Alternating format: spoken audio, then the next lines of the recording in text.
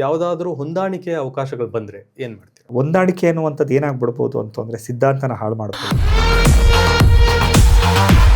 Neat ಆಗಿರುವಂತ ದೊಡ್ಡ ಅನಾಹುತದಿಂದ ಸುಮಾರು 7-8 ಲಕ್ಷ ಮಕ್ಕಳಿಗೆ ತೊಂದರೆ ಆಯ್ತು. ಎಕ್ಸಾಮ್ ಮಾಡಿದ್ರು. 20 ಮಕ್ಕಳು ಸೂಸೈಡ್ ಮಾಡ್ಕೊಂಡಿದ್ದಾರೆ. ಅಲ್ಲಿ ಆ 20 ಜನ ಮಕ್ಕಳು ಸಮಾಧಿ ಮೇಲೆ ಅವ್ರು ಕೂತ್ಕೊಂಡು ನಗ್ತಾ ಕೂತಿದಾರಲ್ಲ, ಅದಕ್ಕಿನ್ನ ಒಂದು ಕೇಂದ್ರ ಸರ್ಕಾರದ ಅಧಿಕಾರ ಅಷ್ಟು ಅದಕ್ಕಿನ್ನ ಹೀನಾಯವಾದ ಇದು ನನಗೆ ಇನ್ನೊಂದಿಲ್ಲ. ಸೊ ಮಾನವೀಯತೆ ಅನ್ನೋದು ಮ್ಯಾಕಿ ಪಾಲಿಸಿಸ್ ಪಾರ್ಟಿಯಲ್ಲಿ ಎಷ್ಟರ ಮಟ್ಟಿಗೆ ಮುನ್ನೆಲೆಗೆ ಬರುತ್ತೆ? ನಾವು ಎಲ್ಲರನ್ನು ಸಮಾನವಾಗಿ ನೋಡ್ಕೊಂಡು ಹೋಗ್ಬೇಕು ಅನ್ನುವಂಥ ಉದ್ದೇಶ ಇಟ್ಕೊಂಡು ನಾವು ಬರ್ತಾ ಇದ್ದೀವಿ. ಸರ್, ಇದೆಲ್ಲ ನಿಮ್ಮ ರಾಜಕೀಯ ಪಕ್ಷ ಹಾಗೂ ಸಂಘಟನೆ ಮತ್ತು ಹೋರಾಟದ ವಿವರಗಳು. ಈಗ ಒರಿಜಿನಲ್ ಒಂದಷ್ಟು ಪ್ರಶ್ನೆಗಳು. ಇವತ್ತಿನ ರಾಜಕೀಯ ವ್ಯವಸ್ಥೆ ನಿಮಗೆ ಗೊತ್ತೇ ಇದೆ. ತುಂಬ ಹಾರ್ಡ್ ಕೋರ್ ರಾಜಕಾರಣವನ್ನೇ ಇವತ್ತಿನ ಪಾರ್ಟಿಗಳು ಮಾಡ್ತಾ ಇದ್ದಾರೆ. ಆ ಪಾರ್ಟಿಗಳ ಎದುರುಗಡೆ ನೀವು ಇವತ್ತಿನ ಆರ್ಥಿಕ ವ್ಯವಸ್ಥೆಯನ್ನು ಇಟ್ಕೊಂಡು ಬಿಸ್ನೆಸ್ಸನ್ನು ಪ್ಯಾರಲಲ್ ಆಗಿ, ಫೌಂಡೇಶನ್ನ ಪ್ಯಾರಲಲ್ ಆಗಿ ಇಟ್ಕೊಂಡು ರಾಜಕಾರಣವನ್ನು ಮಾಡ್ಬೋದು ಅನ್ನೋ ನಂಬಿಕೆ ನಿಮಗಿದೆಯಾ ಸರ್? ಅದು ಏನು ನೋಡಿ, ಏನಾಗುತ್ತೆ ಗೊತ್ತಾ, ನನಗೆ ನಗುನು ಬರುತ್ತೆ ಮತ್ತು ನನಗೆ ಸಂತೋಷನೂ ಆಗುತ್ತೆ. ಅವರೆಲ್ಲ ಅವ್ರದ್ದೇ ಆದಂಥ ಒಂದು ಸೀಮಿತ ಇಟ್ಕೊಂಡು ಬಿಸ್ನೆಸ್ ರಾಜಕೀಯ ಮಾಡ್ತಾ ಇದ್ದಾರೆ. ಹಾರ್ಡ್ ಕೋರ್ ಅಂದ್ರಲ್ಲ, ಅದು ಸತ್ಯ. ಎಷ್ಟು ಮಟ್ಟಕ್ಕೆ? ಈಗ ಒಂದು ಕಾಂಗ್ರೆಸ್ ಪಾರ್ಟಿ ಅಂತ ತಗೋಣ. ಕಾಂಗ್ರೆಸ್ ಅವರು, ನೀವು ಯಾವ್ದಾದ್ರು ಒಂದು ಕ್ಷೇತ್ರಕ್ಕೆ ಹೋಗಿ ನೀವು ನೋಡ್ಕೊ ಬನ್ನಿ. JDS ನಾವು ಬಂದು ಕೇಳ್ತು ಅಂದ್ರೆ ಅವ್ನು ಏನಂತ ಗೊತ್ತಾ, ನೀನು ನನಗೆ ಓಟ್ ಹಾಕಿಲ್ಲ ಕಣ, ನಮ್ಮ ಹುಡುಗರು ಇವರೇನೇನೆ, ಇವ್ರು ಹೇಳಿದ ಕೆಲಸ ನಾನು ಮಾಡ್ಕೊಡ್ತೀನಿ ಅಂತ ಹೇಳ್ತಾರೆ. ಇದು ಕಾಮನ್. ಇದು ಹೌದು. ಈಗ JDS ಹತ್ರ ಹೋಗಿ ಕೇಳಿ, ಕಾಂಗ್ರೆಸ್ ಅಂತಾರೆ, ಈ BJP ಹತ್ರ ಹೇಳಿ, ನೀವಿಬ್ರು ಬೇರೆಯವರು ಅಂತ ಹೇಳ್ತಾರೆ. ಅಂದರೆ ಇವರ ಕೆಲಸಗಳು, ಕಾರ್ಯಕ್ರಮಗಳು ಒಂದು ಸೀಮಿತವಾದಂಥ ಒಂದು ವರ್ಗಕ್ಕೆ ಮಾತ್ರ ಮಾಡ್ತಾ ಇದೆ. ಇದು ಮೂರು ಪಕ್ಷದಲ್ಲಿ ಇರುವಂಥವ್ರಿಗೆ ನ್ಯಾಯ ಸಿಗ್ತಾ ಇಲ್ಲ. ಅವ್ರಿಗೆ ಕಾಂಪ್ರಮೈಸ್ ಆಗ್ಬಿಟ್ಟಿದ್ದಾರೆ. ಕಾಂಗ್ರೆಸ್ ಆಡಳಿತ ಇತ್ತು ಅಂತಂದ್ರೆ ನಮ್ಮಿಬ್ರದ್ದು ಏನು ಕೆಲಸ ಇಲ್ಲ, ಏನು ಬೆಳೆ ಬೇಯಲ್ಲ ಅಂತ ಇವ್ರು ಅನ್ಕೊಳ್ತಾರೆ. ಇವರಲ್ಲಿ ಯಾರೋ ಒಬ್ರು ಬಂದ್ರು ಅನ್ಕೊಡಿ, JDS ಬಂದಾಗ ನಮ್ಮಿಬ್ರದ್ದು ಬೆಳೆಯಲ್ಲ ಅನ್ಕೊಳ್ತಾರೆ, BJP ಬಂದಾಗ ನಮ್ಮಿಬ್ರದ್ದು ಅಂತ. ಸೊ ಇಲ್ಲಿ ಲಿಮಿಟೆಡ್ ಆಗಿರೋದ್ರಿಂದ ಇದು ನನಗೆ ತುಂಬ ಪ್ಲಸ್ ಆಗ್ತಾನೆ ಬರುತ್ತೆ. ಅವರ ಹೋರಾಟ ಏನಿದ್ರು ಅವರ ಸಂಘಟನೆ, ಅವರ ಸಿದ್ಧಾಂತ, ಅವರ ಇದಕ್ಕೆ. ಈಗ ಕಾಂಗ್ರೆಸ್ ಅವರು ಹಿಂದುತ್ವ ಅಂತ ಸಂಪೂರ್ಣವಾಗಿ ಬರಲ್ಲ, ಹಾಗೆ BJP ಅವರು ಸಂಪೂರ್ಣವಾಗಿ ಹಿಂದುಳಿದ ವರ್ಗದವರು ಅಂತ ಬರಲ್ಲ, JDS ಅವರು ಇವೆರಡಕ್ಕೂ ಬರ್ಬೋದು, ಬರದೇ ಇರ್ಬೋದು, ಈ ಥರ ಆಗ್ತದೆ. ಸೊ ಇವೆಲ್ಲ ಗೊಂದಲಗಳು ಇರೋದ್ರಿಂದ ಇವಾಗ ನೋಡಿ, ನಾನು ಮೊನ್ನೆ KRS ಪಾರ್ಟಿಯ ಇವರಾದಂಥ ರವಿಕೃಷ್ಣ ರೆಡ್ಡಿ ಅವರು ಎಲ್ಲ ಕಡೆ ಭ್ರಷ್ಟಾಚಾರದ ಬಗ್ಗೆ ಮಾತಾಡ್ತಾ ಇದ್ದಾರೆ. ಯಾವುದೋ ಒಂದು ಇಂಟರ್ವ್ಯೂನಲ್ಲಿ ನಾನು ನೋಡಿದೆ ಸರ್. ಅವರು ಮಾತಾಡ್ತಾ ಹೇಳಿದ್ರು, ನಾವು ಬೇರೆ ಕೆಲಸ ಮಾಡೋದಕ್ಕೆ ನಮ್ಮ ಕೈಲಿ ಆಗ್ತಾ ಇಲ್ಲ, ನಾವು ಭ್ರಷ್ಟಾಚಾರ ನಿರ್ಮೂಲನೆಯಲ್ಲೇ ಪೂರ್ತಿ ತೊಡಗ್ಬಿಟ್ಟಿದ್ದೀವಿ ಅಂತ ಹೇಳಿದ್ರು. ಈಗ ಭ್ರಷ್ಟಾಚಾರ ಅನ್ನುವಂಥದ್ದು ಇಡೀ ದೇಶದ ಸಮಸ್ಯೆನಲ್ಲಿ ಎಷ್ಟು % ಅಂತ ನಾವು ಯೋಚನೆ ಮಾಡೋಣ. ಇದೆ, ಇಲ್ಲ ಅಂತ ಹೇಳ್ತಿಲ್ಲ. 3%, 4%, 5%, ಅಂದರೆ ಅದು ನಿರ್ಮೂಲನೆ ಮಾಡೋದಕ್ಕೆ ಹೊಣೆ ಹೊತ್ಕೊಳ್ಳುವಂಥದ್ದು ಅಷ್ಟು. ಈಗ ಒಂದು ಪಾರ್ಟಿ, ಒಂದು ರಾಜ್ಯದ ಪಾರ್ಟಿ ಅಷ್ಟು ಹೋರಾಟ ಮಾಡ್ತಿದ್ದಾರೆ. ನನಗೆ ಖುಷಿ ಆಗುತ್ತೆ ಅವರು ಕೃಷ್ಣ ರೆಡ್ಡಿ ಅವ್ರನ್ನ ನೋಡ್ತು ಅಂದರೆ 8 ವರ್ಷದಿಂದನೂ 9 ವರ್ಷದಿಂದನೂ ಹೋರಾಟ ಮಾಡ್ತಾ ಇದ್ದಾರೆ, ನಿರಂತರವಾಗಿ ಹೋರಾಟ ಮಾಡ್ತಾ ಇದ್ದಾರೆ. ಆದರೆ ಅವ್ರ ಹೋರಾಟದ ಸೀಮಿತ ತುಂಬ ಚಿಕ್ಕದಾಗಿದೆ. ಇದಕ್ಕೆ ನಾವು ಬಿಸ್ನೆಸ್ಸಲ್ಲಿ ಒಂದು ಟೂಲ್ ಹೇಳ್ತೀವಿ, ಆಯಿತಾ? ರಾಂಗ್ ಟೂಲ್ ಟು ಇದು ಲೂಸ್ ಮಾಡೋದಕ್ಕೆ, ಸ್ಕ್ರೂನ ಲೂಸ್ ಮಾಡೋದಕ್ಕೆ. ಈಗ ಸ್ಕ್ರೂ ಡ್ರೈವರ್ ತಗೊಳ್ದೇನೆ ಅವರು ಕಟಿಂಗ್ ಪ್ಲೇಯರ್ ತಗೊಂಡು ತೆಗೀಕೆ ಅಂತ ಹೋಗ್ತಾ ಇದ್ದಾರೆ. ಸೊ ಕಟಿಂಗ್ ಪ್ಲೇಯರಲ್ಲಿ ಅದು ಯಾವತ್ತೂ ಬರಲ್ಲ. ಅವರು ನಾನು ಬೆಳಗ್ಗೆಯಿಂದ ಸಂಜೆ ತನಕ ವರ್ಕ್ ಮಾಡ್ತಾ ಇದ್ದೀನಿ, ಇದು ಓಪನ್ ಆಯ್ತಾ ಇಲ್ವಲ್ಲ ಅಂತಂದರೆ ಅದಕ್ಕೆ ಸ್ಕ್ರೂ ಡ್ರೈವರ್ ತಗೋಬೇಕು ಅದಕ್ಕೆ. ಸೊ ಈ ಥರ ವ್ಯವಸ್ಥೆ ಇರೋದ್ರಿಂದ, ಈ ಥರ ಅವ್ರು ಕೆಲಸ ಮಾಡೋದ್ರಿಂದ ಪ್ರಾಯಶಃ ನನ್ನ ಹೋರಾಟ ತುಂಬ ಈಸಿ ಆಗುತ್ತೆ. ಆಮೇಲೆ ನಾನು ಕೆಲಸ ಮಾಡ್ಕೊಂಡು ಹೋಗ್ತಿರುವಂಥದ್ದು ಅವರೆಲ್ಲರಿಗೂ ಕೂಡ ಇದು ವಿಚಿತ್ರ ಅನಿಸುತ್ತೆ, ವಿಪರ್ಯಾಸ ಅನಿಸುತ್ತೆ, ಈ ಒಂದು ಹುಚ್ಚುತನ ಅಂತ ಅನಿಸುತ್ತೆ. ಯಾರು ಇದನ್ನು ಫಲಾನುಭವಿಗಳಿರ್ತಾರೆ ಅವರಿಗೆ ಇದ್ರದ್ದು ಫಲಗಳು ಗೊತ್ತಾಗ್ತಾ ಹೋಗ್ತಿರೋದ್ರಿಂದ ನಾನು ಇವ್ರ ಬಗ್ಗೆ ಎಲ್ಲ ಅಷ್ಟೊಂದು ತಲೆ ಕೆಡಿಸ್ಕೊಳ್ಳೋದಾಗ್ಬೋದು, ಅಥವಾ ಭಯ ಪಡೋದಾಗ್ಬೋದು, ಅಥವಾ ಅವರು ಅಷ್ಟು ಸ್ಟ್ರಾಂಗ್ ಆಗಿದ್ದಾರೆ ಅಂತ ಅಂದ್ಕೊಂಡು ಎದುರ್ಕೊಳ್ಳೋದಾಗ್ಬೋದು. ಇಲ್ಲ, ನಾನು ಹೇಳಿದ್ನಲ್ಲ, ಮೊಲ ರೇಸಲ್ಲಿ ಗೆದ್ದುತ್ತೆ ಅನ್ನೋದು ಆಮೇಲೆ ಗೊತ್ತು. ಆದರೆ ಆಮೇಲೆ ಗೆಲ್ಲುತ್ತೆ ಅಂತ ತನ್ನ ಹೋರಾಟ ನಿಲ್ಲಿಸಲಿಲ್ಲ, ನಡ್ಕೊಂಡು ಹೋಗೋದು ನಡೀತಾನೇ ಇರುತ್ತೆ. ಪಟ್ಟೆ ಮುಟ್ಟೋ ತನಕ ಅವ್ರು ಮಲಗಿತ್ತು ಅಂದರೆ ಅದು ಅವ್ರ ವಿಪರ್ಯಾಸ, ಓಡ್ ಬಂದು ಅದು ಮುಟ್ತು ಅಂದ್ರೆ ಅವ್ರು ಗೆಲ್ಬೋದು ಅನ್ನೋದು. ಓಕೆ ಸರ್, ಚುನಾವಣಾ ರಾಜಕಾರಣ ಅಂತ ಬಂದಾಗ ಸರ್, ಸಹಜವಾಗಿ ಪಾರ್ಟಿ ಒಂದಷ್ಟು ಫಂಡ್ ಕೊಡುತ್ತೆ. ನೀವು ನಿಮ್ಮ ಪಾರ್ಟಿಯಿಂದ ನಿಮ್ಮ ಕಾರ್ಯಕರ್ತರಿಗೆ, ನಿಮ್ಮ ಅಭ್ಯರ್ಥಿಗಳಿಗೆ ಫಂಡ್ ಕೊಡ್ತೀರಾ? 1000%. ನಮ್ಮ ಅಭ್ಯರ್ಥಿಗಳ ಕೈಲಿ ಫಂಡೇ ತಗೊಳ್ಳಲ್ಲ ನಾವು. ಅದು ಅವರ ಇಚ್ಛೆ ಅಷ್ಟೇ. ನಾವು ಫಂಡ್ ಕೊಡ್ಬೋದು, ಕೊಡ್ಬೇಡ, ನಾವು ಖರ್ಚು ಮಾಡ್ತೀವಿ. ನಾವು ಅವ್ರಿಗೆ ಸಂಬಳ ಅಂತ ಕೊಡ್ತೀವಿ, ಖರ್ಚು ಮಾಡ್ತೀವಿ, ಅವ್ರ ಫ್ಯಾಮಿಲಿನ ಸೆಕ್ಯೂರ್ ಮಾಡ್ತಾ ಹೋಗ್ತೀವಿ. ಎಲ್ಲ ಅಭ್ಯರ್ಥಿಗಳ ಆರ್ಥಿಕ ಹೌದು, ಅದೆಲ್ಲ ನಮ್ಮ ಜವಾಬ್ದಾರಿನೇ. ನಾವು ಅವರಿಂದ ದುಡ್ಡು ತಗೊಂಡು ನಾವು ಅವ್ರಿಗೆ ಟಿಕೆಟ್ ಕೊಡ್ತೀವಿ ಅನ್ನುವಂಥ ಸಿದ್ಧಾಂತ ನಮ್ಮಲ್ಲಿಲ್ಲ. ನಮ್ಮಲ್ಲಿ ಆ ಕೆಲಸ ಮಾಡೋನು ಆಯ್ಕೆ ಮಾಡೋದೇ ಒಂದು ಟಫೆಸ್ಟ್ ಪ್ರೋಸೆಸ್ ಅಲ್ಲ. ಅವನು 18 ತಿಂಗಳು ಜರ್ನಿ ಮಾಡಬೇಕಲ್ಲ, ಅದೇ ದೊಡ್ಡ ಟಫು. 18 ತಿಂಗಳು ಎಷ್ಟು ಸಾವಿರ ಜನ ಫಿಲ್ಟರ್ ಆಗಿ ಹೋಗ್ತಾರೋ ಗೊತ್ತಿಲ್ಲ. ಸೊ ಅಷ್ಟೆಲ್ಲ ಗೆದ್ಕೊಂಡು ಬರೋದೇ ಅವರ ಸಾಧನೆ. ಸೊ ಅದು ಗೆದ್ಕ ಬಂದಿರೋರಿಗೆ ನಾವೇ ಖರ್ಚು ಮಾಡ್ಕೊಂಡು ಬರ್ತೀವಿ ಹೊರತು ನಾವು ಯಾರ ಹತ್ರನೂ ಕೂಡ. ಫಸ್ಟ್ ಟೈಮ್ ಅನ್ಸುತ್ತಲ್ಲ ಸರ್? ನನಗೆ ಗೊತ್ತಿಲ್ಲ ಸರ್, ನೀವು ಎಕ್ಸ್ಪರ್ಟ್, ನೀವು ಹೇಳ್ಬೇಕು. ಅಲ್ಲ, ಇನ್ನು ಪಾರ್ಟಿಯೇ ಅಭ್ಯರ್ಥಿಗಳಿಗೆ, ಕಾರ್ಯಕರ್ತರಿಗೆ ಸಂಬಳ, ಅದು ನಮ್ಮ ಸಿದ್ಧಾಂತ. ಮತ್ತೆ ನಮಗೆ ಎಲ್ಲರೂ ಟೈಮು ತುಂಬಾ ಇಂಪಾರ್ಟೆಂಟ್ ಸರ್. ಅವ್ರಿಗೆ ಆದಂತ ಒಂದು ಫ್ಯಾಮಿಲಿ ಇರುತ್ತೆ. ನೀವು ಇಂಡಿವಿಜುವಲ್ ಆಗಿ ಹೋಗಿ ನೋಡಿ ಸರ್, ಪ್ರತಿಯೊಬ್ಬರದ್ದು ಒಂದು ಜೀವನ ಸರ್. ಹೌದು, 100% ಸರ್. ಕರೆಕ್ಟಾ ಸರ್? 700 ಜನ ಇದ್ದಾರೆ, 700 ಜೀವನ ಸರ್ ಅದು. ಅವನು ನಮ್ಮ ಹತ್ರ ತುಂಬಾ ಕೆಳಗಡೆ ಕೆಲಸದಲ್ಲಿ ಮಾಡ್ತಿರ್ತಾನೆ, ಪಿಯೂನ ಕೆಲಸ ಮಾಡ್ತಿರ್ತಾನೆ. ಅವನ ಫ್ಯಾಮಿಲಿನಲ್ಲಿ ಅವನ ಹೆಂಡತಿಗೆ ಅವ್ನ ಹೀರೋ, ಅವನ ಮಗನಿಗೆ ಅವನ ಹೀರೋ, ಅವರ ತಂದೆ ತಾಯಿಗೆ ಅವನ ಹೀರೋ. ಅವನು ಯಾವತ್ತೂ ಹೀರೋನೇ ಅವನು. ಸೊ ಸೆಲ್ಫ್ ರೆಸ್ಪೆಕ್ಟ್ ಅನ್ನೋದು ತುಂಬಾ ಇಂಪಾರ್ಟೆಂಟು. ಸೊ ನಿಮ್ಮ ಪಾರ್ಟಿಲಿ ಅದು 100% ಫಸ್ಟ್ ಪ್ರಯಾರಿಟಿ. ನಮ್ಮಲ್ಲಿ no discrimination for a levels. No discrimination. Levels ಇದೆ, ಹೈರಾರ್ಕಿ ಇದೆ. ಹೈರಾರ್ಕಿ ಇಲ್ದೇನೆ ನಾವು ಸಿದ್ಧಾಂತನ ಮಾಡ್ತಾ ಇಲ್ಲ. ಎಲ್ಲದಕ್ಕೂ ಒಂದೊಂದು ಹೈರಾರ್ಕಿ ಅಂತಿದೆ, ಆದ್ರೆ ಡಿಸ್ಕ್ರಿಮಿನೇಷನ್ ಇಲ್ಲ. ನೀನ್ P1 ನೀನ್ ಹಿಂಗೆ ಇರಬೇಕು, ನೀನ್ ಅಲ್ಲೇ ಹೋಗ್ಬೇಕು, ಹಿಂಗೆ ನೋ. ಅವನಿಗೂ ಏನು ಸ್ಥಾನಮಾನ ಸಿಕ್ಬೇಕು ಅದೆಲ್ಲ ಸಿಗ್ತಾ ಹೋಗುತ್ತೆ. ಅವನಿಗೂ ಅದೇ ತರ ನೋಡ್ಕೊಳ್ತಾ ಹೋಗ್ತೀವಿ. ಅವನ ಟೈಮ್ಗೆ ನಾವು ಬೆಲೆ ಕೊಡ್ಬೇಕು ನಾವು. ಈಗ ನಮ್ಮ ಕರ್ತವ್ಯ ಏನು, ನಮ್ಮ ಕೆಲಸ ಏನು, ಅವರೆಲ್ಲರನ್ನೂ ನೋಡ್ಕೊಳ್ಳುವಂಥ ಒಂದು ಕರ್ತವ್ಯ ನಮ್ಮದು. ಅವರು ನೋಡ್ಕೊಳ್ಳೋದಕ್ಕೆ ಏನು ಮಾಡಬೇಕು? ಸಮಾಜದಲ್ಲಿರುವಂಥ ಗ್ಯಾಪ್ ಇರುವಂಥ ಬಿಸ್ನೆಸ್ಗಳನ್ನ ನಾವು ತಂದು ಆ ಬಿಸ್ನೆಸ್ಗಳನ್ನ ಸ್ಥಾಪನೆ ಮಾಡಿ ಅದರಿಂದ ಬರುವಂಥ ರೆವಿನ್ಯೂನ ನಾವು ತರ್ತಾ ಇದ್ದೀವಿ. Very simple. ಅಮೆಝಾನ್ ಅಂತ ಒಂದು ಕಂಪನಿ ಅಮೆರಿಕದಿಂದ ಬಂದು ಕರ್ನಾಟಕದಲ್ಲಿ 1 ಲಕ್ಷ ಕೋಟಿ ಮಾಡ್ತಾ ಇದೆ ಬಿಸ್ನೆಸ್. ಹೌದು. ಅದಕ್ಕೆ ಕಾಂಪಿಟೇಷನ್ ಆಗಿ ನಾನು ಮಾಡ್ತೀನಿ ಅಂತಂದ್ರೆ ಆ 1 ಲಕ್ಷ ಕೋಟಿ ಇಲ್ಲೇ ಉಳ್ಕೊಳುತ್ತೆ. ನನಗೆ ಬೇಡಪ್ಪ, ನಾನು ಐಷಾರಾಮಿ ಮನೆ ಕಟ್ಕೊಂಡು ಇದು ಮಾಡೋದು ಬೇಡ, ಅದನ್ನೆಲ್ಲ ಇಲ್ಲೇ ಹಂಚೋಣ. ಫೌಂಡೇಶನ್ ಮುಖಾಂತರ ನಾವು ಸಿನಿಮಾ ಮಾಡ್ತಾ ಇದೀವಿ ಸರ್, 5 ಸಿನಿಮಾ ಮಾಡ್ತಾ ಇದ್ದೀವಿ. ಸಿನಿಮಾಯಿಂದ ಬರುವಂಥ 50% ಪ್ರಾಫಿಟ್ಟು ನನಗೆ, ಮಾಧವ್ ಕಿರಣ್ಗೆ ವೈಯಕ್ತಿಕವಾಗಿ ಬರುವಂಥ ಯಾವ ಬಿಸ್ನೆಸ್ಸಲ್ಲಿ ಬರುವಂಥ 50% ಆದಾಯ ಸ್ಟ್ರೇಟ್ ಅವೇ ನಮ್ಮ ಫೌಂಡೇಶನ್ಗೆ ಹೋಗುತ್ತೆ. ಸೊ ಅದರಿಂದ ಈ ಅಡ್ಮಿನಿಸ್ಟ್ರೇಷನು, ಸಮಾಜ ಸೇವೆ ಮಾಡುವಂಥ ಅಡ್ಮಿನಿಸ್ಟ್ರೇಷನು, ಇದೆಲ್ಲ ನಡ್ಕೊಂಡು ಹೋಗುತ್ತೆ ಸರ್. ಈಗ ಈ ಪಾರ್ಟಿ ಕಟ್ಟಬೇಕು ಅಥವಾ ಪಾರ್ಟಿಯನ್ನು ಸಂಘಟನೆ ಮಾಡಬೇಕು ಅಂದಾಗ ಒಂದು ನಾಯಕತ್ವದ ಗುಣಗಳನ್ನು ಯೂಶ್ವಲಿ ಕೆಲವರು ಮೊದಲಿಂದನೇ ಬೆಳೆಸ್ಕೋತಾರೆ. ಕೆಲವ್ರಿಗೆ ಮನೆಯಲ್ಲೇ ಇರುತ್ತೆ ಯಾರ್ದು, ಅದು ನೆಪೋಟಿಸಮ್ ಅಂತಲೇ ಹೇಳ್ಬೋದು, ಅಥವಾ ಇನ್ನು ಕೆಲವ್ರಿಗೆ ಅವಕಾಶಗಳು ಸಿಗುತ್ತೆ. ಸೊ ನಿಮ್ಮ ವಿಚಾರದಲ್ಲಿ ಅದು ಯಾವುದು ಕಾಣಿಸ್ತಾ ಇಲ್ಲ. ಎಲ್ಲ ಸ್ವಯಂ ಪ್ರೇರಿತವಾದಂಥ ಅವಕಾಶಗಳನ್ನು ನೀವೇ ಸೃಷ್ಟಿ ಮಾಡ್ಕೊಳ್ತಾರೆ. ಸೃಷ್ಟಿ ಮಾಡ್ಕೊಳ್ತದೆ, ಒಳ್ಳೆ ಪದ. ಸೊ ಸ್ವಯಂ ಅವಕಾಶಗಳನ್ನು ಸೃಷ್ಟಿ ಮಾಡಿಕೊಂಡು ಈ ಥರದೊಂದು ಪಾರ್ಟಿಯನ್ನು ಕಟ್ಟಿಕೊಂಡು ಹೋರಾಟ ಮಾಡಬೇಕು ಅಂತ ಅಂದ್ಕೊಂಡಿದ್ದೀರಾ. ಈ ಸ್ವಯಂ ಪ್ರೇರಿತ ಅವಕಾಶಗಳನ್ನು ಸೃಷ್ಟಿ ಮಾಡ್ಕೊಂಡಿರೋ ನಿಮಗೆ ಯಾವುದಾದ್ರೂ ಹೊಂದಾಣಿಕೆ ಅವಕಾಶಗಳು ಬಂದರೆ ಏನು ಮಾಡ್ತೀರಾ? ಇಲ್ಲ ಸರ್, ನಾನು 99% ಇವತ್ತಿನ ಮನಸ್ಥಿತಿನ ನಾನು ಹೋಗಲ್ಲ ಸರ್. 99% ಬಿಕಾಸ್ ಹೊಂದಾಣಿಕೆ ಅನ್ನುವಂಥದ್ದು ಏನಾಗ್ಬಿಡ್ಬೋದು ಅಂತಂದರೆ, ಸಿದ್ಧಾಂತನ ಹಾಳು ಮಾಡ್ಬೋದು, ಅಥವಾ ನಮ್ಮ ಗುರಿನ ತಪ್ಪಿಸ್ಬೋದು, ಅಥವಾ ಅಧಿಕಾರ. ಈಗ ಆಲ್ರೆಡಿ ಬರ್ತಾ ಇದೆ ಸರ್, ನನಗೆ ಮಳವಳ್ಳಿಯಿಂದ ತುಂಬ ಕಾಲ್ಸ್ ಬರ್ತಾ ಇದೆ. ತುಂಬ ಜನ ಹೇಳಿದ್ರು, ತುಂಬ ಪಾರ್ಟಿಯವರೆಲ್ಲರೂ ನಮ್ಮನ್ನು ಕರಿತಾ ಇದ್ದಾರೆ, ನೀವು ಅಭ್ಯರ್ಥಿಯಾಗಿ ನಿಂತ್ಕೊಳ್ಳಿ, ನಾವು ನಿಮಗೆ ಸಪೋರ್ಟ್ ಕೊಡ್ತೀವಿ, ನಾವು ನಿಮಗೆ ಫಂಡ್ ಕೊಡ್ತೀವಿ, ಬನ್ನಿ ನೀವು ನಿಂತ್ಕೊಳ್ಳಿ. ಈವೊಂದು ನನಗೆ ಯಾರು ಹೇಳಿದವರು, ಒಬ್ಬರೇ ಹೇಳಲಿಲ್ಲ, ಅದಕ್ಕೆ ನಾನು ಇವತ್ತು ಮಾಧ್ಯಮದ ಮುಖಾಂತರ ಹೇಳ್ತಾ ಇದ್ದೀನಿ. ಒಂದು 10 ಜನ ಬಂದು ನನಗೆ ಹೇಳಿದವರು, ಅವರೆಲ್ಲರೂ ಹೇಳಿದ್ರಂತೆ, ಅವರೇ ಒಂದು ಪೊಲಿಟಿಕಲ್ ಪಾರ್ಟಿ ಮಾಡ್ತಿದ್ದಾರೆ, ಅವ್ರು ಯಾಕೆ ಬಂದು ನಿಮ್ಮ ಹತ್ರ ಮಾಡ್ತಾರೆ ಅಂದರೆ, ನಿಂತ್ಕೊಳ್ತಾರೆ ಅಂದರೆ, ಇಲ್ಲ ಇಲ್ಲಿ ಗೆಲ್ಲಿ, ಇಲ್ಲಿ ನಿಂತ್ಕೊಳ್ಳಿ, ನಾವು ಅವಕಾಶ ಕೊಡ್ತೀವಿ ಅಂತ ತುಂಬ ಜನ ಹೇಳಿದ್ರಂತೆ. ಬಟ್ ನಾನು ಇವತ್ತಿನ ತನಕನೂ ಅವ್ರ ಜೊತೆ ಮಾತಾಡಿ, ಫೋನ್ ನಂಬರ್ ಇಸ್ಕೊಂಡಿಲ್ಲ, ಮಾತಾಡಿಲ್ಲ, ನಾನು ಹೋಗೋದು ಇಲ್ಲ. ನಾಳೆ ಇನ್ನೂ ಪ್ರೆಷರ್ ಬರುತ್ತೆ, ನೀವು ತಗೊಳ್ಳಿಲ್ಲ ಅಂದರೆ ನಿಮಗೆ ತೊಂದರೆ ಕೊಡ್ತೀವಿ, ಥ್ರೆಟ್ ಕೊಡ್ತೀವಿ, ನಿಮ್ಮ ಪಾರ್ಟಿ ಒಡೆದಾಕ್ತೀವಿ ಅನ್ನುವಂಥದ್ದೆಲ್ಲ ಬರ್ಬೋದು. ನಾನು ಹೇಳೋದು ಅವ್ರಿಗೆ ಒಂದೇ, ನಾನು ಒಬ್ಬನಿಂದ ಏನು ಬದಲಾವಣೆ ಅಂತೂ ಆಗೋಕ್ಕಾಗಲ್ಲ. ನೀವು ಮಾಡ್ತೀರಾ ಅಂತ ನೋಡಿ ನಾನು ಈ ಕೆಲಸಗಳು ಮಾಡ್ತಾ ಇದ್ದೀನಿ, ಇದೆಲ್ಲ ನೀವೇ ಮಾಡ್ಕೊಳ್ಳಿ, ನೀವೇ ಗೆಲ್ಲಿ. ಅಲ್ಲಿ ಅದೇ ಕ್ಷೇತ್ರದಲ್ಲಿ ನಾನು ಇಷ್ಟು ಕೆಲಸ ಮಾಡ್ತಿದ್ದೀನಿ, ಒಳ್ಳೆ ಕೆಲಸಗಳನ್ನ ನೀವು ಮಾಡ್ಕೊಂಡು ನೀವು ಗೆಲ್ಲಿ. ಸೊ ಫಸ್ಟ್ ಮೇ ಬಿ ನೀವು ಪಾಲಿಟಿಕ್ಸ್ಗೆ ಬರೋಕ್ಕಿಂತ ಮುಂಚೆ ಈಗೋ ಕಾಂಪ್ರಮೈಸ್ ಆಗಿ ಬಂದ್ಬಿಡ್ತಾ ಇದ್ದೀವಿ. 100% there is no any ego. Zero ಈಗ ಅಂದರೆ ನನಗೆ ಪ್ರೈಮರಿ ನೋಟ್ ಏನಪ್ಪ ಅಂತಂದರೆ ಬದಲಾವಣೆ. ಪ್ರೈಮರಿ ನೋಟ್ ಬದಲಾವಣೆ ಆಗಿರೋದ್ರಿಂದ ಇಲ್ಲಿ ಸ್ವಾರ್ಥ ಇದ್ದರೆ ನಾನು ಬದಲಾವಣೆ ಮಾಡೋಕ್ಕಾಗಲ್ಲ. ಹಾಗನ್ಕೊಂಡು ನಿಸ್ವಾರ್ಥವಾಗಿ ನಾನು ಕೆಲಸ ಮಾಡದೆ ನಿಂತ್ಕೊಳ್ತು ಅಂದ್ರೂ ಬದಲಾವಣೆ ಆಗೋಕ್ಕಾಗಲ್ಲ.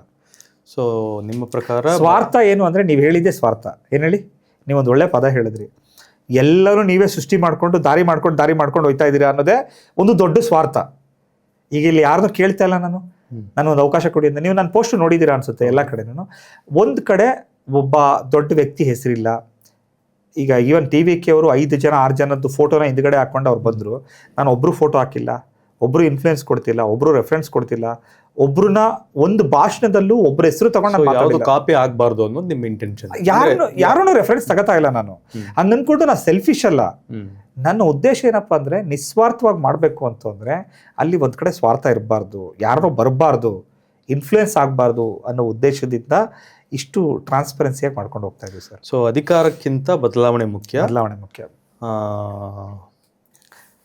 ಪ್ರಾಮಾಣಿಕತೆ, ನಿಸ್ವಾರ್ಥ, ಅಕೌಂಟಬಿಲಿಟಿ ಮತ್ತೆ ನಿಸ್ವಾರ್ಥ. ಆಮೇಲೆ ಇನ್ನೊಂದೇನಂದ್ರೆ ಆಸೆ, ಆಮಿಷ, ಎಲ್ಲೋ ಒಂದು ಕರೆದ್ಬಿಟ್ಟು ರಾಜಕಾರಣ, ಕಾಂಪ್ರಮೈಸ್ ರಾಜಕಾರಣ, ಇವೆಲ್ಲ ನನಗೆ ಬೇಡ ಅಂತ ಅಂದ್ಬಿಟ್ಟೆ ನಾನು ಇದು ಮಾಡ್ತಿರೋದು. ಇವೊಂದು ವಿಜಯ್ ಅವ್ರು ಏನೇ ಹೇಳಿದ್ರು, ಇವಾಗ ಫಾರ್ ಎಕ್ಸಾಂಪಲ್ ನನ್ನ ಪಾರ್ಟಿ 90 ಪಕ್ಷ 90 ಬಂದು ಯಾವುದೋ ದೊಡ್ಡ ಪಾರ್ಟಿ ಅಥವಾ 60 ಬಂದು ಬೇರೆಯವ್ರನ್ನ ನನ್ನ ಕೋಯಲೇಷನ್ಗೆ ಕರೀತಾರೆ ಅನ್ನೋದಿದ್ರೆ ನಾನು ಖಂಡಿತವಾಗಿ ಹೋಗಲ್ಲ.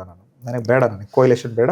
ಬೇಕಾದ್ರೆ ನೀವು ನನ್ನ ಹತ್ರ ಬನ್ನಿ, ಅವಾಗ ನೋಡೋಣ, ನಾನು ಹೋಗಲ್ಲ ನಿಮ್ಮ ಹತ್ರ ಅಂತ.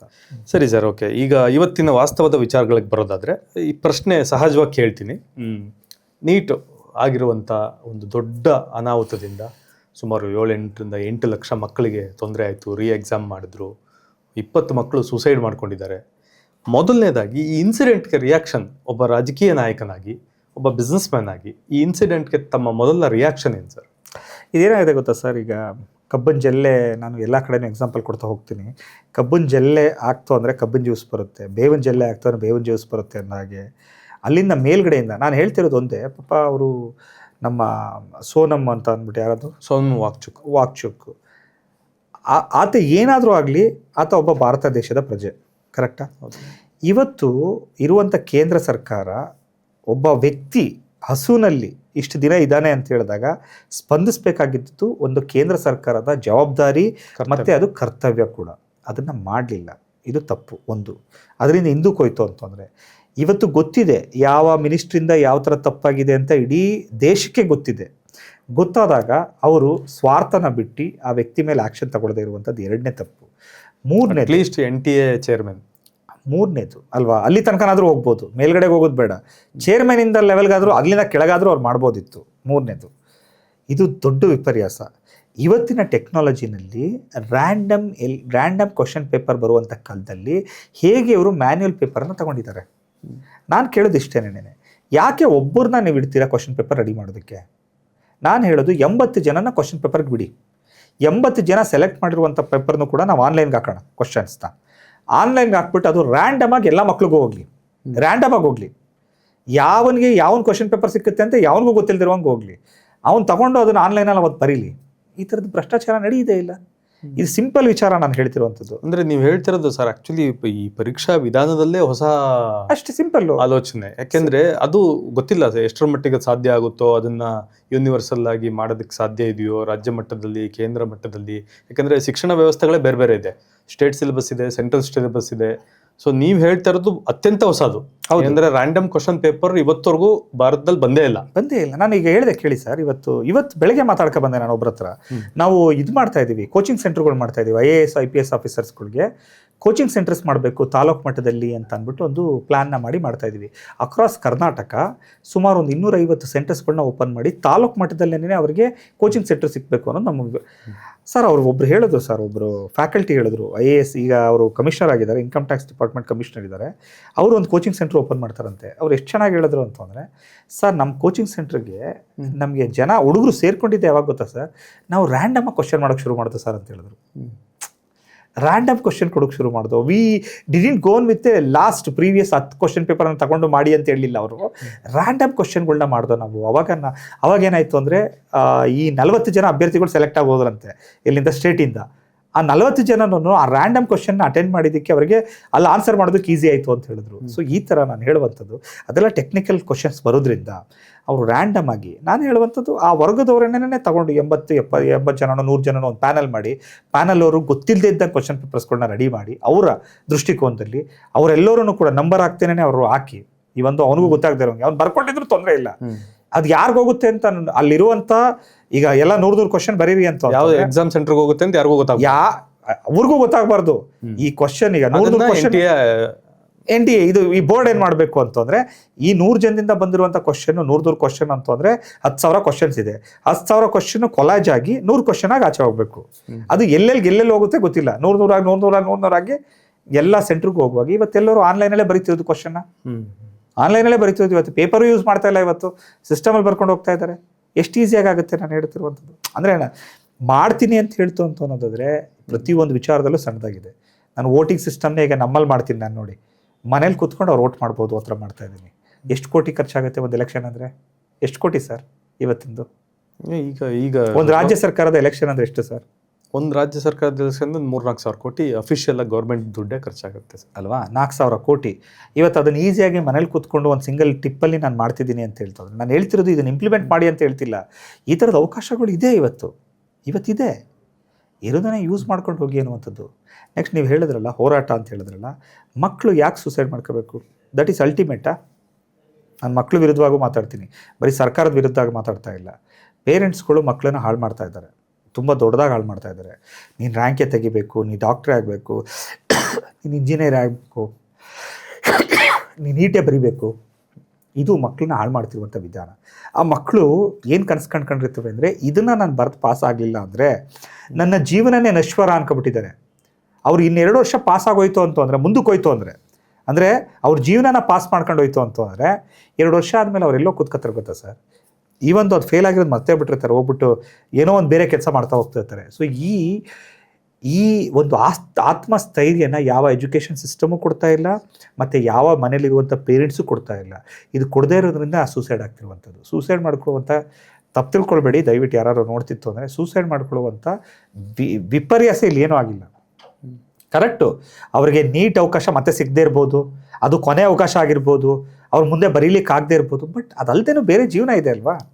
ಸೊ ಇದನ್ನು ಕೂಡ ನಾವು ಅರ್ಥ ಮಾಡಿಸ್ಬೇಕಾಗಿರೋದು ನೆಕ್ಸ್ಟ್ ಜನ್ರೇಷನ್ಗೆ ತುಂಬ ಇಂಪಾರ್ಟೆಂಟ್ ಆಗುತ್ತೆ. ಸೊ ಈ ಓವರಾಲ್ ಸಂದರ್ಭನ ನಾನು ನೋಡೋದಿತ್ತು ಅಂತಂದರೆ ಇಲ್ಲಿ ಸರ್ ತುಂಬ ಜನ ಸ್ವಾರ್ಥ ರಾಜಕಾರಣ ಮಾಡ್ತಾ ಇದ್ದಾರೆ. ಇಲ್ಲಿ ಅವಕಾಶವಾದಿಗಳು ಲಕ್ಷಾಂತರ ಜನ ಇದ್ದಾರೆ. ಒಬ್ಬ ನಿಸ್ವಾರ್ಥ ವ್ಯಕ್ತಿ ಯಾರು, ಸೋನಮ್ ವಾಂಗ್ಚುಕ್ ನಿಸ್ವಾರ್ಥ ವ್ಯಕ್ತಿ ಬಿಟ್ಟರೆ ನನಗೆ ಗೊತ್ತಿಲ್ಲ ಅಭಿಷೇಕ್ ಮೇಲೂ ಕಾಕ್ರೋಚ್ ಪಾರ್ಟಿ ಮೇಲೂ ನನ್ನ ನಂಬಿಕೆ ಇಲ್ಲ. ಅಥವಾ ಇನ್ನೊಬ್ರು ಇದ್ದಾರಲ್ಲ, ಯಾರದು ಇವತ್ತು ಬಂದ್ರಲ್ಲಪ್ಪ, ಅವರಲ್ಲ ಮುಸ್ಲಿಂ ಅವರು, ಈ ಬಾಂಗ್ಲಾದೇಶದ ಹೊಡ್ತಾ ಅವ್ರ ಹೆಸರು ನನಗೆ ಬರ್ತಾ ಇಲ್ಲ. ಅವ್ರಿಗೆ ಸಪೋರ್ಟ್ ಕೊಡ್ತಾ ಇದ್ದಾರಲ್ಲ, ಯಾರು ಸಪೋರ್ಟ್ ಕೊಡ್ತಾ ಇದ್ದಾರೆ ಅವರಿಗೆ, ಅವ್ರಿಗೆ ಸಪೋರ್ಟ್ ಕೊಟ್ಕೊಂಡು ಬರ್ತಿರೋರು ಇದನ್ನ ಅಡ್ವಾಂಟೇಜ್ ಆಗಿ ತಗೊಳ್ತಾ ಇದ್ದಾರೆ. ಇದೆಲ್ಲದಕ್ಕೂ ವಿಪರ್ಯಾಸ ಏನು ಗೊತ್ತಾ? ಇದಕ್ಕಿಂತ ದೊಡ್ಡ ವಿಪರ್ಯಾಸ ಅಂದರೆ ಪಾಪ ಅವ್ರು ಕಷ್ಟಪಟ್ಟು 26 ದಿನದಿಂದ ಮಾಡಿರೋದನ್ನ ಇವತ್ತು ಕಾಂಗ್ರೆಸ್ ಮತ್ತೆ AAP ಅವರೆಲ್ಲರೂ ಅಡ್ವಾಂಟೇಜ್ ಆಗಿ ತಗೊಳ್ತಿದ್ದಾರಲ್ಲ, ಇದು ಎಷ್ಟು ಸ್ವಾರ್ಥ. ಸೊ ನಾನು ಹೇಳ್ತಿರುವಂಥದ್ದು ಆಗಿರುವಂಥ ಇನ್ಸಿಡೆಂಟ್ನ ತಗೊಳ್ತಾ ಇರುವಂಥದ್ದು ಇದೆಯಲ್ಲ, ಅದರ ರಾಜಕಾರಣ ಇದೆಯಲ್ಲ, ಅದರಂಥ ಒಂದು ಹೀನಾಯ ರಾಜಕಾರಣ ಇನ್ನೊಂದಿಲ್ಲ ಅಂತ ನಾನು ಹೇಳ್ತೀನಿ. ಅಲ್ಲಿ ಆ 20 ಜನ ಮಕ್ಕಳು ಸಮಾಧಿ ಮೇಲೆ ಅವ್ರು ಕೂತ್ಕೊಂಡು ನಗ್ತಾ ಕೂತಿದ್ದಾರಲ್ಲ, ಅದಕ್ಕಿನ್ನ ಒಂದು ಕೇಂದ್ರ ಸರ್ಕಾರದ ಅಧಿಕಾರ ಅದಕ್ಕಿಂತ ಹೀನಾಯವಾದ ಇದು ನನಗೆ ಇನ್ನೊಂದಿಲ್ಲ ಅಂತ ಹೇಳ್ತಿದ್ದೀನಿ. ಸೊ ಇದು ನಿಜವಾಗ್ಲೂ ಭಾರತನೇ ತಲೆ ತೆಗೆಸುವಂಥ ಒಂದು ಕೆಲಸ ಅಲ್ಲಿ ನಡೀತಾ ಇರುವಂಥದ್ದು. ಸರ್, ಕೊನೆ ಹಂತಕ್ಕೆ ಬಂದಿದ್ದೀವಿ. ಚುನಾವಣೆ, ರಾಜಕಾರಣ, ಸಂಘಟನೆ, ವ್ಯವಸ್ಥೆಯಲ್ಲಿ ಬದಲಾವಣೆ, ಆರ್ಥಿಕ ಶಿಸ್ತು, ಆರೋಗ್ಯ ಸೇವೆ ಎಲ್ಲವನ್ನು ಹೊರತುಪಡಿಸಿದ ಒಂದು ಸಿದ್ಧಾಂತದ ರಾಜಕಾರಣ ಕರ್ನಾಟಕದಲ್ಲಿದೆ. ಮೊನ್ನೆ ನಮ್ಮ ಇನ್ಸಿಡೆಂಟ್ಗಳನ್ನ ನೋಡೋದಾದರೆ, ದೇವೇಗೌಡರ ಧರ್ಮಪತ್ನಿ ತೀರೋದಾಗ 3 ಪಾರ್ಟಿಯ ಜನ ಹೋಗಿ ಅದೆಂಥದ್ದೇ ವಿರೋಧಾಭಾಸಗಳಿದ್ರೂ ಮಾನವೀಯತೆಗೆ ಬೆಲೆ ಕೊಟ್ಟಿದ್ದಾರೆ. ರಾಜಕಾರಣದಲ್ಲಿ ಮಾನವೀಯತೆ ಅನ್ನೋದು ಬಹಳ ಮುಖ್ಯವಾಗುತ್ತೆ. ತುಂಬ ಜನ ಕಾರ್ಯಕರ್ತರು ಕನೆಕ್ಟ್ ಆಗೋದು ಎಮೋಷ್ನಲಿ. ಕರೆಕ್ಟ್. ತುಂಬ ಜನ ಆ ಲೀಡರ್ ಏನು ಮಾತಾಡ್ತಾನೆ ಅನ್ನೋದಕ್ಕಿಂತ ಲೀಡರ್ ಏನು ಮಾಡ್ದ ಅನ್ನೋದ್ರ ಮೇಲೆ ಜನ ಆ ಪಾರ್ಟಿಗಳಿಗೆ ವೋಟ್ ಹಾಕ್ತಾ ಇದ್ದಾರೆ. ಕರೆಕ್ಟ್. ಸೊ ಮಾನವೀಯತೆ ಅನ್ನೋದು ಮ್ಯಾಕಿ ಪಾಲಿಸಿಸ್ ಪಾರ್ಟಿಯಲ್ಲಿ ಎಷ್ಟರ ಮಟ್ಟಿಗೆ ಮುನ್ನೆಲೆಗೆ ಬರುತ್ತೆ? ಹೇಳಿದ್ನಲ್ಲ ಸರ್, ನನ್ನ ಮಾತಲ್ಲೇ ಹೇಳಿದ್ನಲ್ಲ, ಇಲ್ಲಿ ಡಿಸ್ಕ್ರಿಮಿನೇಷನ್ನೇ ಇಲ್ಲ ಅಂತ ಅಂದ್ಬಿಟ್ಟು. ನಮ್ಮ ಪಾರ್ಟಿನಲ್ಲಿ ಅಥವಾ ನಮ್ಮ ಫೌಂಡೇಶನಲ್ಲಿ ಅಥವಾ ನಮ್ಮ ಸಂಸ್ಥೆಗಳಲ್ಲಿ, ಸಮೂಹ ಸಂಸ್ಥೆಗಳಲ್ಲಿ ವರ್ಕ್ ಮಾಡುವಂಥ ಅತಿ ಕಡಿಮೆ ವ್ಯಕ್ತಿಗೂ, ಇದರಲ್ಲಿರುವಂಥ ಅತಿ ಟಾಪಲ್ಲಿರುವಂಥ ವ್ಯಕ್ತಿಗೂ ಕೂಡ ನಮ್ಮ ಕಡೆಯಿಂದ ಸಿಕ್ಕುವಂಥ ಗೌರವ ಒಂದೇ ಗೌರವ. ಹೈರಾರ್ಕಿ ಇರುತ್ತೆ, ಗೌರವ ಒಂದೇನೇನೆ. ಅದಲ್ಲದೇನೇನೆ ಪ್ರತಿಯೊಬ್ಬರೂ ಕೂಡ ನಾನು ಹೇಳುವಂಥದ್ದು ಮಾನವ ಜನ್ಮ ದೊಡ್ಡದು, ಅದನ್ನು ಹಾಳು ಮಾಡಿಕೊಳ್ಳಬೇಡಿರೋ ಉಚ್ಚಪ್ಪಗಳಿರೋ ಅಂತ ಪುರಂದರದಾಸರು ಹೇಳಿದ ಹಾಗೆ ಈ ಜನ್ಮ ಸಿಕ್ಕಿರೋದೇ ನಮ್ಮ ಭಾಗ್ಯ. ಭಾರತ ನಮಗೇನು ಕೊಡ್ತು ಅನ್ನೋದಕ್ಕಿಂತ ಭಾರತಕ್ಕೆ ನಾವೇನು ಕೊಟ್ಟು ಅನ್ನುವಂಥದ್ದು ತುಂಬ ಇಂಪಾರ್ಟೆಂಟ್ ಆಗುತ್ತೆ. ಈ ಜನ್ಮದಲ್ಲಿ ನಾವು ಈ ಸ್ಥಾನದಲ್ಲಿ ಇರ್ತೀವಿ, ಮುಂದಿನ ಜನ್ಮದಲ್ಲಿ ಇನ್ಯಾವುದೋ ಸ್ಥಾನದಲ್ಲಿ ಇರ್ತೀವಿ, ಗೊತ್ತಿಲ್ಲ ನಮಗೆ. ಸೊ ಇರುವಷ್ಟು ದಿನ ಈ ದೇಹನ ಬಿಟ್ಟು ಇದನ್ನು ಹಾಗೆ ಬಿಟ್ಟು ಹೋಗುವಂಥ ಈ ದೇಹನ ಎತ್ಕೊಂಡು ನಾವು ಎಲ್ಲರನ್ನು ಸಮಾನವಾಗಿ ನೋಡ್ಕೊಂಡು ಹೋಗಬೇಕು ಅನ್ನುವಂಥ ಉದ್ದೇಶ ಇಟ್ಕೊಂಡು ನಾವು ಬರ್ತಾಯಿದ್ದೀವಿ. ಇದನ್ನು ಬರೀ ನಾವೆಲ್ಲೋ ಒಂದು ಕಡೆ ಬರೀ ಮೈಕಲ್ಲಿ ಮಾಧ್ಯಮದಲ್ಲಿ ಎಲ್ಲೋ ತೋರಿಸುವಂಥದ್ದಲ್ಲ, ಇದು ನಮ್ಮ ಅಂತರಾಳದಲ್ಲಿ ಮತ್ತು ನಾವು ಮಾಡುವಂಥ ಕೆಲಸದ ವೈಖರಿನಲ್ಲೂ ಬರ್ತಾ ಹೋಗುತ್ತೆ. ಪ್ರಾಬಬಲಿ ನಮ್ಮ ಪಾರ್ಟಿನಲ್ಲಿರುವಂಥವ್ರು ಕೆಲವರು ಮಿಸ್ಟೇಕ್ ಮಾಡ್ಬೋದು, ತಪ್ಪು ಮಾಡ್ಬೋದು, ಬಟ್ ನಮ್ಮಲ್ಲೊಂದು ಪಾಲಿಸಿನ ಇಟ್ಕೊಂಡಿದ್ದೀವಿ. ನಿಮ್ಮ ರ್ಯಾಂಕಿಂಗ್ ಹೈರಾರ್ಕಿ ಆಗಬೇಕು ಅನ್ನೋದಾದರೆ ನಿಮ್ಮ ಎಜುಕೇಷನಿಂದ ಅಲ್ಲ, ಅಥವಾ ನಿಮ್ಮ ಪವರಿಂದ ಅಲ್ಲ, ಅಥವಾ ನಿಮ್ಮ ಮಾತುಗಾರಿಕೆಯಿಂದ ಅಲ್ಲ, ಅಥವಾ ನಿಮ್ಮ ಹಣದಿಂದ ಅಲ್ಲ, ನೀವು ತೋರಿಸುವಂಥ ಈ ಒಂದು ಮೌಲ್ಯದಿಂದ ನಿಮ್ಮ ಅಧಿಕಾರ ರ್ಯಾಂಕಿಂಗ್ ಜಾಸ್ತಿ ಆಗುತ್ತೆ ಅನ್ನುವಂಥ ಒಂದು ಸಿದ್ಧಾಂತನ ನಮ್ಮ ಎಲ್ಲ ಪಾರ್ಟಿನಲ್ಲಿ, ಫೌಂಡೇಶನಲ್ಲಿ ಮತ್ತು ಸಂಸ್ಥೆನಲ್ಲಿ ಇಟ್ಟಿರೋದ್ರಿಂದ ನಾವು ಅದೇ ಸಿದ್ಧಾಂತಕ್ಕೆ ಬದ್ಧವಾಗಿರ್ತೀವಿ, ಅದೇ ಥರ ನಡ್ಕೋಗ್ತೀವಿ. ಒಂದು ನಿಸ್ವಾರ್ಥ ರಾಜಕಾರಣನ ನೋಡ್ತೀರಾ ನೀವು, ಒಂದು ನಿಸ್ವಾರ್ಥ, ಒಂದು ಹೊಸ ಥರದ ವಿಭಿನ್ನವಾದ, ನೀವೇ ಹೇಳಿದಾಗೆ ನಾವೇನೇ ಜಾಗ ಮಾಡ್ಕೊಂಡು ಹೋಗ್ತಿರೋದ್ರಿಂದ ಹೊಸ ದಾರಿಗಳನ್ನ ನೋಡ್ತೀರಾ, ಹೊಸ ವಿಚಾರಗಳನ್ನ ನೋಡ್ತೀರಾ, ಮತ್ತು ಹೊಸ ದೇಶನ ನೀವು ನೋಡ್ತೀರಾ ಅಂತ ಅಂದ್ಬಿಟ್ಟು ಈ ಮೂಲಕ ಹೇಳ್ತಾ ಹೋಗ್ತೀನಿ. Thank you so much sir. ಇಷ್ಟೊತ್ತು ನಮ್ಮ ಜೊತೆ ಕಾರ್ಯಕ್ರಮದಲ್ಲಿ ಭಾಗಿಯಾಗ್ತಿದ್ರಿ. ಸುಮಾರು 1.5 ಗಂಟೆಗಳ ಕಾಲ ನಿಮ್ಮೆಲ್ಲ ಆಲೋಚನೆಗಳನ್ನ ತಿಳಿಸಿದ್ದೀರಿ. ನಾನು ನಿಮ್ಮನ್ನು ಆಲ್ರೆಡಿ 1-2 ಸತಿ ಮಾತಾಡಿಸಿದ್ದೀನಿ. ಪ್ರತಿ ಸಾರಿ ನೀವು ಮಾತಾಡಬೇಕಾದ್ರೆ ಪಾಲಿಶ್ ಆಗಿ ಬರ್ತಾ ಇದ್ದೀರಾ ಸರ್. ಪ್ರತಿ ಹಂತದಲ್ಲೂ ನಿಮ್ಮಲ್ಲೇ ಒಂದು, ನೀವು ಹೇಳ್ತಿರಲ್ಲ ಬದಲಾವಣೆ, ಮೇ ಬಿ ನಿಮ್ಮಲ್ಲೇ ಆ ಬದಲಾವಣೆಗಳಾಗ್ತಾ ಇರೋದ್ರಿಂದ ನಾನು ನಿಮ್ಮನ್ನು ಪದೇ 2-3 ಸರಿ ಯಾಕೆ ಕರೆದು ಮಾತಾಡಿಸ್ತಾ ಇದ್ದೀನಿ ಅಂದರೆ ನಿಮ್ಮಲ್ಲಿ ಆಗ್ತಾ ಇರುವಂಥ ಬದಲಾವಣೆಗಳು. ಸೊ ಹೊಸ ಬದಲಾವಣೆಗಳಿಗೆ ನಿಮಗೆ ಒಳ್ಳೆಯದಾಗಲಿ. ಎಲ್ಲದಕ್ಕಿಂತ ಮುಖ್ಯವಾಗಿ ಚುನಾವಣಾ ರಾಜಕಾರಣ ಅತ್ಯಂತ ಗಂಭೀರವಾದ ಪ್ರಕ್ರಿಯೆ ಭಾರತದಲ್ಲಿ, ಕರ್ನಾಟಕದಲ್ಲಿ. ಆ ಚುನಾವಣಾ ರಾಜಕಾರಣದಲ್ಲಿ ನೀವೇನು ಮಾಡ್ತೀರೋ ಅನ್ನೋದನ್ನು ನಾನು ನಿಮ್ಮ ಜೊತೆಗೆ ನಿಂತು ನೋಡುವಂಥ ಪ್ರಯತ್ನವನ್ನು ಮಾಡ್ತೀನಿ. ಕೊನೆಯದಾಗಿ ಸಾರ್ವಜನಿಕರಿಗೆ, ಕಾರ್ಯಕರ್ತರಿಗೆ, ಜನರಿಗೆ ಏನು ಹೇಳೋಕ್ಕೆ ಇಷ್ಟಪಡ್ತೀರಾ? ಜೊತೆಗೆ ನಿಮಗೂ ಕೂಡ ನಾನು ಒಂದು ಮೆಸೇಜ್ನ ಕೊಡಲೇಬೇಕು ಅಂತ ಅಂದ್ಬಿಟ್ಟೆ ಇವತ್ತು ತೀರ್ಮಾನ ಮಾಡಿದ್ದು. ಮೊದಲನೇ ವಿಚಾರ ಏನಪ್ಪ ಅಂತ ಹೇಳ್ತು ಅಂದರೆ, ನೀವು ಹೇಳಿದ್ರಿ ಪಾಲಿಶ್ ಆಗ್ತಾ ಇದೆ ಅಂತ ಅಂದ್ಬಿಟ್ಟು. ನಾನು 2012ನೇ ಇಸ್ವಿನಲ್ಲಿ ಮಾತಾಡಿರುವಂಥ ಮಾತುಗಳನ್ನ ನಾನು ಫೇಸ್ಬುಕ್ಕಲ್ಲಿ ಇದರಲ್ಲಿ ವೀಡಿಯೋಗಳಲ್ಲೆಲ್ಲ ನೋಡಿದೆ. ಅವತ್ತು ಮಾತಾಡಿದ್ದಕ್ಕೂ ಇವತ್ತು ಮಾತಾಡಿದ್ದಕ್ಕೂ ವ್ಯತ್ಯಾಸ ಏನೂ ಆಗೇ ಇಲ್ಲ. ಅಂದರೆ 14 ವರ್ಷ ಆಗಿತ್ತು ಅಂತಂದ್ರೂ ಅವತ್ತಿನ ನಾಲೆಡ್ಜಿಗೆ ಮಾತಾಡಿದ್ದೆ, ಇವತ್ತಿನ ನಾಲೆಡ್ಜಿಗೆ ಮಾತಾಡ್ತಿದ್ದೀನಿ. ಬಟ್ ಅಲ್ಲಿಂದ ಇಲ್ಲಿಗೆ ಅಪ್ಡೇಟೇ ಆಗಿದೆ ಅದೇ ವಿಚಾರದಲ್ಲಿ. ಅವತ್ತು ನಾವು ರಾಜಕಾರಣ ಅಂತ ಹೇಳ್ತಿರ್ಲಿಲ್ಲ, ಬಟ್ ಬದಲಾವಣೆ ಅಂತ ಅನ್ನೋದಂತೂ ಅದು ನಮ್ಮ ಬೇಸಲ್ಲೇ ತುಂಬ್ಕೊಬಿಟ್ಟಿದೆ. ಅವಾಗಿಂದನೂ ಬದಲಾವಣೆ ಮಾಡಬೇಕು ಅನ್ನುವಂಥದ್ದು. ಸೊ ನಾನು ನಮ್ಮ ವೀಕ್ಷಕರಿಗೆ ಎಲ್ಲರಿಗೂ ಕೂಡ ಹೇಳುವಂಥದ್ದು ಇಷ್ಟೇನೆ, ಮ್ಯಾಕಿ ಪಾಲಿಸೀಸ್ ಅಂತ ನೀವೆಲ್ಲ ನೋಡಿದ್ದೀರಾ. ಬಿಕಾಸ್ 8 ತಿಂಗಳಿಂದನೂ ಎಲ್ಲ ಕಡೆನೂ ಕೂಡ ಹೋರ್ಡಿಂಗ್ಸಲ್ಲಿದೆ. ಹೊಸ ಜಾಗಗಳಲ್ಲಿ ನೀವು ನೋಡ್ತಾ ಇದ್ದೀರಾ. ನಾವು ನಿಮ್ಮ ಊರಿಗೆ ಬರ್ತೀವಿ, ನಿಮ್ಮೂರಲ್ಲಿ ಇರುವಂಥ ಸಮಸ್ಯೆಗಳನ್ನೆಲ್ಲ ತೆಗಿತೀವಿ, ಅದಕ್ಕೆ ಏನು ಮಾಡಬೇಕು ಪರಿಹಾರ ಅನ್ನೋದನ್ನೆಲ್ಲ ಮಾಡ್ತೀವಿ. ಮೊದಲನೇದಾಗಿ ನಾನು ನಿಮ್ಮೆಲ್ಲರಿಗೂ ಹೇಳೋದು, ಇದು ನಿಮ್ಮ ದೇಶ, ಇದು ನಿಮ್ಮ ರಾಜ್ಯ, ಇದು ನಿಮ್ಮ ಸರ್ಕಾರ. ನೀವುಗಳು ಆಯ್ಕೆ ಮಾಡುವಂಥ ವ್ಯಕ್ತಿ ಅಲ್ಲಿ ಬಂದು ಕೂತ್ಕೊಳ್ಬೇಕು ಹೊರತು ಅವರವರೇ ಹೆಸರು ಹಾಕ್ಕೊಂಡು ನಾನಿಲ್ಲಿ ಒಬ್ಬ MLA ಆಗ್ತೀನಿ, ನಾನೊಬ್ಬ ಏನೋ ಆಗ್ತೀನಿ ಅಂತ ಬರುವಂಥವ್ರನ್ನ ಆಯ್ಕೆ ಮಾಡಬೇಡಿ. ಇದು ನಿಮ್ಮ ರಾಜ್ಯ ಪಕ್ಷ, ನಿಮಗೋಸ್ಕರ ಕಟ್ತಿರುವಂಥ ಒಂದು ಪೊಲಿಟಿಕಲ್ ಪಾರ್ಟಿ. ನಿಮ್ಮ ಪಾರ್ಟಿನ ಬೆಳೆಸುವಂಥದ್ದು ನಿಮ್ಮ ಕೈನಲ್ಲೇ ಇರುವಂಥದ್ದು. ಇಲ್ಲಿ ಎಷ್ಟು ಪಾರದರ್ಶಕತೆ ಇರುತ್ತೆ ಅನ್ನೋದಾದರೆ, ನೀವು ನಮ್ಮ ಸೋಷಿಯಲ್ ಮೀಡಿಯಾನ ನೀವು ನೋಡ್ತು ಅಂದರೆ, ನಾವು ಏನೇನು ಕಾರ್ಯಕ್ರಮಗಳು ಮಾಡ್ತಿದ್ದೀವಿ, ನಾವು ಏನೇನು ಕೆಲಸಗಳು ಮಾಡ್ತಿದ್ದೀವಿ ಅನ್ನೋದು ನೋಡ್ತು ಅಂದರೆ ನಿಮಗೆ ಅದು ಗೊತ್ತಾಗ್ತಾ ಹೋಗುತ್ತೆ. ನಿಮಗೆ ನಮ್ಮ ಕಾರ್ಯಕ್ರಮಗಳೆಲ್ಲ ಇಷ್ಟ ಆಗ್ತಿದೆ ಅನ್ನೋದಿತ್ತು ಅಂದರೆ, ನಾವು ಮಾಡ್ತಿರೋದು ಕರೆಕ್ಟಾಗಿದೆ ಅನ್ನೋದಿತ್ತು ಅಂದರೆ, ದಯವಿಟ್ಟು ಈ ಏನು ಮೊಬೈಲ್ ಆ್ಯಪ್ನ ನಾವು ಕೊಡ್ತಾ ಇದ್ದೀವಿ, ಆ ಆ್ಯಪ್ ಮುಖಾಂತರ ನೀವೆಲ್ಲರೂ ಕೂಡ ಅದ್ರ ಮೇಲೆ ಜಾಯ್ನ್ ಆಗ್ಬೋದು. ನಾವು ಇದರಲ್ಲೂ ಕೂಡ ಇಲ್ಲಿ QR ಕೋಡ್ ಕೊಟ್ಟಿರ್ತೀವಿ ಸರ್, ಅದೊಂದು ನಮ್ಗೆ ಹೆಲ್ಪ್ ಮಾಡಿಕೊಡಿ. ಒಂದು ನಮ್ಮದು QR ಕೋಡ್ ಇರುತ್ತೆ, ಈ QR ಕೋಡ್ನ ನೀವು ಸ್ಕ್ಯಾನ್ ಮಾಡ್ಬೋದು. ಸ್ಕ್ಯಾನ್ ಮಾಡ್ತು ಅಂದರೆ ನಿಮಗೆ ಆ್ಯಪ್ ಒಳಗಡೆ ಹೋಗುತ್ತೆ. ಸೊ ಅಲ್ಲಿ ನಿಮ್ಮ ಸಮಸ್ಯೆಗಳನ್ನೆಲ್ಲ ನೀವು ಹೇಳ್ಬೋದು. ಅದನ್ನು ಸ್ಪಂದಿಸೋದಕ್ಕೆ ಅಂತ ನಮ್ಮ ಟೀಮು ಅದಕ್ಕೆ ಅಂತ ವರ್ಕ್ ಮಾಡುತ್ತೆ. ನಾವು ಕಾರ್ಯಕರ್ತರು ಅನ್ನಲ್ಲ, ನಾವು ಟೀಮ್ ಅಂತ ಹೇಳ್ತೀವಿ. ಸೊ ಅವರು ನಿಮ್ಗೆ ವರ್ಕ್ ಮಾಡಿಕೊಡ್ತಾರೆ. ಎರಡನೇ ವಿಚಾರ ಏನಪ್ಪ ಅಂತ ಹೇಳ್ತು ಅಂದರೆ, ನಿಮ್ಮನ್ನು ಬೇರೆ ಮಟ್ಟಕ್ಕೆ, ನಿಮ್ಮ ಆರ್ಥಿಕ ಸ್ಥಿತಿನ ಬೇರೆ ಮಟ್ಟಕ್ಕೆ ತರೋದಕ್ಕೋಸ್ಕರನೇ ನಿಮಗೆ ಬೇಕಾಗುವಂಥ ಸಂಸ್ಥೆಗಳನ್ನ ನಾವು ಮಾಡಿದ್ದೀವಿ. ಅಗ್ರಿಕಲ್ಚರ್ನ ಡೆವಲಪ್ಮೆಂಟ್ ಮಾಡೋದಕ್ಕೆ ಅಂತ ಕ್ರಾಪ್ ಓನರ್ಶಿಪ್ ಅಂತೆಲ್ಲ ಮಾಡಿದ್ದೀವಿ. ಸೊ ಈ ಎಲ್ಲ ಯೋಜನೆಗಳು ನಿಮ್ಮ ಮುಂದೆ ಬಂದು ನಾವು ಕೆಲಸ ಮಾಡ್ತಾ ಹೋಗ್ತೀವಿ. ಸೊ ಇದರೆಲ್ಲ ಸದುಪಯೋಗ ಪಡ್ಕೊಳ್ಳಿ. ಮತ್ತು 2047ಕ್ಕೆ ನವಭಾರತ ಕಟ್ಟಬೇಕು ಅಂತ ಹೋಗ್ತಾ ಇದ್ದೀವಿ. ನೇಷನ್ ಬಿಲ್ಡಿಂಗ್ ಪ್ರೋಗ್ರಾಮ್ ಅಂತ ಮಾಡ್ಕೊಂಡಿದ್ದೀವಿ. ಸೊ ಇದಕ್ಕೆ ನಿಮ್ಮ ಸಹಾಯ ಇಲ್ಲದೆ ನಾವು ಏನೂ ಮಾಡೋಕ್ಕಾಗಲ್ಲ. ನೀವೆಲ್ಲರೂ ನಮ್ಮ ಜೊತೆ ಕೈ ಜೋಡಿಸ್ಬೇಕು ಅಂತ ಈ ಮೂಲಕ ಕೇಳ್ಕೊಡ್ತೀವಿ ಸರ್. ನಿಮ್ಮ ಜೊತೆನೂ ಅಷ್ಟೇ, ನೀವೂ ನಮ್ಮ ಜೊತೆ ಸ್ಪಂದಿಸಬೇಕು ಅಂತ ಈ ಮೂಲಕ ಕೇಳ್ಕೊಡ್ತೀವಿ ಸರ್. Okay, thank you so much sir. ನಿಮ್ಮ ಇಷ್ಟೊತ್ತು ಸಮಯ ಮತ್ತು ವಿಚಾರಧಾರೆಗಳನ್ನು ನಮಗೆ ತಿಳಿಸ್ಕೊಟ್ಟಿದ್ದಕ್ಕೆ ಆತ್ಮೀಯವಾದಂಥ ಧನ್ಯವಾದಗಳು. Thank you. ಮ್ಯಾಕಿ ಪಾಲಿಸೀಸ್ ಒಂದು ವಿಭಿನ್ನ ಹೆಸರು ಮತ್ತು ವಿಭಿನ್ನ ಚಿಂತನೆಗಳಿಂದ ಜನರನ್ನು ಮುಟ್ಟೋದಕ್ಕೆ 6 ಕೋಟಿ ಕನ್ನಡಿಗರೇ ಹೈಕಮಾಂಡ್ ಅನ್ನೋ ಘೋಷವಾಕ್ಯದೊಂದಿಗೆ ಕರ್ನಾಟಕದಲ್ಲಿ ಹೊಸ ರೀತಿಯಾದಂಥ ರಾಜಕಾರಣವನ್ನು ಆರಂಭ ಮಾಡ್ತಾ ಇದೆ. ಇಲ್ಲಿ ಅಧಿಕಾರಕ್ಕಿಂತ ಬದಲಾವಣೆ ಮುಖ್ಯ, ಪ್ರಾಮಾಣಿಕತೆ ಅಂದರೆ ಅಕೌಂಟಬಿಲಿಟಿ ಅತ್ಯಂತ ಮುಖ್ಯ ಅನ್ನೋ ಮಾತುಗಳನ್ನು ಹೇಳಿಕೊಂಡು ನಾವು ಎಲ್ಲವನ್ನೂ ಸಹ ಪ್ರಾಮಾಣಿಕವಾಗಿ ಅಕೌಂಟಬಿಲಿಟಿಯನ್ನು ಕೊಟ್ಟು ರಾಜಕಾರಣವನ್ನು ಮಾಡ್ತೀವಿ ಅನ್ನೋ ಮಾತುಗಳನ್ನು ಸ್ಪಷ್ಟವಾಗಿ ಹೇಳ್ತಾ ಇದ್ದಾರೆ. ಇವರ ಈ ಆಲೋಚನೆಗಳು, ಚಿಂತನೆಗಳು ಚುನಾವಣೆವರೆಗೂ ಹೀಗೆ ಇರುತ್ತಾ, ಚುನಾವಣಾ ಸಂದರ್ಭದಲ್ಲಿ ಏನಾದರೂ ಬದಲಾವಣೆ ಆಗುತ್ತಾ, ಇವೆಲ್ಲವನ್ನು ಸಹ ಮುಂದಿನ ದಿನಗಳಲ್ಲಿ ನಾವು ಸಹ ನೋಡ್ತಾ ಇರೋಣ. ಇದಿಷ್ಟು ಮಾಧವ್ ಕಿರಣ್ ಅವರ ಸ್ಪಷ್ಟವಾದಂಥ ಮಾತುಗಳು. ಮ್ಯಾಕಿ ಪಾಲಿಸಿಸ್ನ ಸಂಸ್ಥಾಪಕ ಅಧ್ಯಕ್ಷರು ಹಾಗೂ ಮ್ಯಾಕೀಸ್ ಗ್ರೂಪ್ನ ಸಂಸ್ಥಾಪಕ ನಿರ್ದೇಶಕರು ಕೂಡ ಆಗಿದ್ದಾರೆ.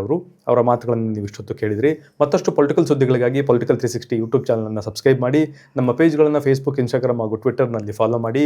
ನಿಮ್ಮ ರಾಜಕೀಯ ಆಸಕ್ತಿಯನ್ನು ತುಂಬಿಸುವ ಸಲುವಾಗಿ ನಮ್ಮ ಮ್ಯಾಗಝಿನ್ಗಳನ್ನು ನೀವು ಚಂದಾದಾರರಾಗಿ ತೆಗೆದುಕೊಂಡರೆ ನಿಮ್ಮ ಮನೆ ಬಾಗಿಲಿಗೆ ಪ್ರತಿ ತಿಂಗಳು ಎಲ್ಲ ರಾಜಕೀಯ ಸುದ್ದಿಗಳನ್ನು ತಲುಪಿಸ್ತೀವಿ. Thank you.